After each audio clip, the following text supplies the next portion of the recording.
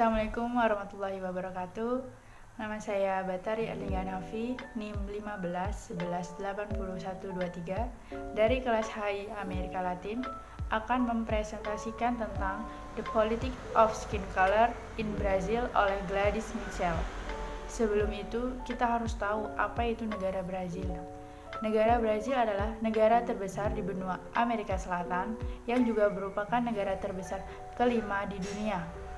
Negara yang memiliki nama lengkap Republik Federal Brazil atau Federative Republic of Brazil ini ternyata bekas koloni Portugal yang merdeka pada tanggal 7 September 1822, di mana Brazil ini dijajah pada tahun 1494 sampai 1822 atau selama 328 tahun.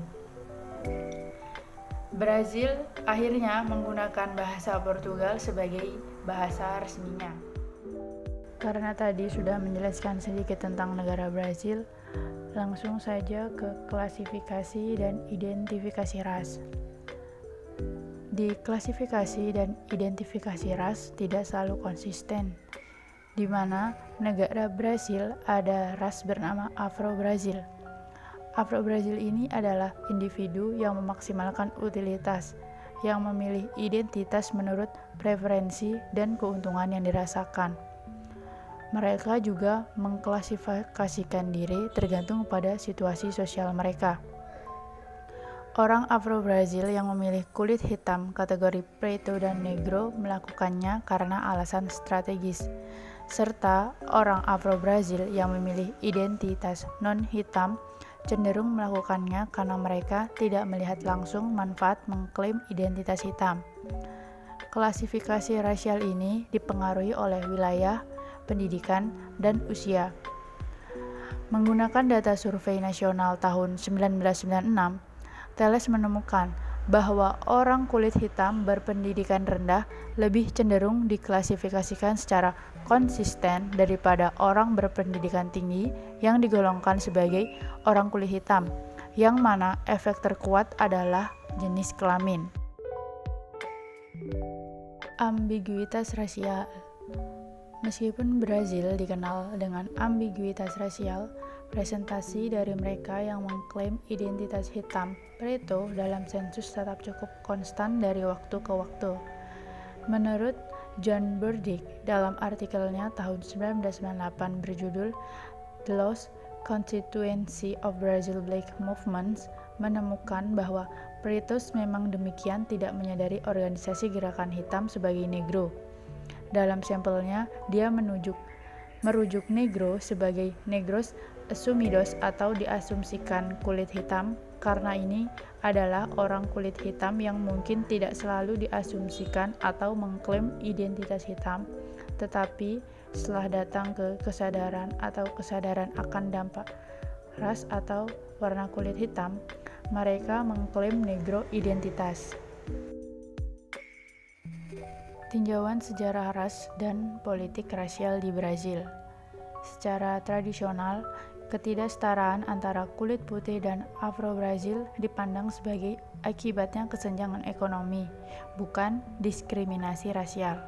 Sedangkan negara mempromosikan pembuatan balapan melalui campuran ras dengan tujuan membersihkan masyarakatnya dari orang kulit hitam dan budaya kulit hitam selama awal abad ke-20. Serta elit politik menciptakan kategori warna dan ras yang mencerminkan masyarakat lebih putih dan mengurangi jumlah penduduk kulit hitam, termasuk warna kategori yang menunjukkan identitas ras campuran yang ambigu memungkinkan orang kulit hitam untuk mengklasifikasikan sebagai coklat, bukan hitam. Imigrasi dan pemutihan. Para abolisionis dan pemberontakan budak menekan pemerintah untuk menghapus perbudakan, dan perbudakan pun secara resmi dihapus pada tanggal 13 Mei 1888. Sedangkan para elit politik mulai bersosialisasi dan secara biologis membangun ras melalui wacana sosial, ideologi, dan praktik memutihkan populasi dengan imigrasi Eropa dan mendorong blok untuk kawin dengan kulit putih.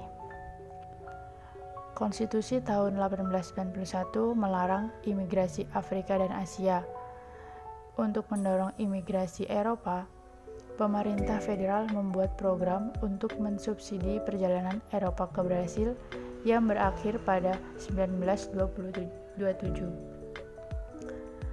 Tahun 1872 dan 1890, meningkatnya populasi kaum kulit putih sebesar 6% dan mengurangi populasi kaum kulit hitam sebesar 5%. Kesimpulan, saat ini orang Afro-Brazil melebihi orang kulit putih dan sebagian besar disebabkan oleh peningkatan jumlah mereka yang mengidentifikasi diri sebagai hitam perito. Politisi Afro-Brazil di lokal dan tingkat federal berusaha untuk memenuhi kebutuhan orang Afro-Brazil. Beberapa politisi secara eksplisit membahas diskriminasi rasial dan fokus lainnya pada kemiskinan dan pengucilan. Orang Afro-Brazil mengidentifikasi sebagai orang kulit hitam. Strategi semacam itu menyoroti konstruksi sosial ras.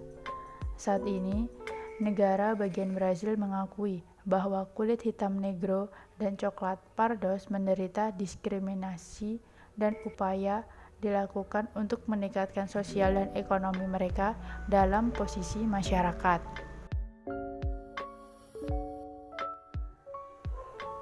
Sekian presentasi dari saya. Terima kasih. Wassalamualaikum warahmatullahi wabarakatuh.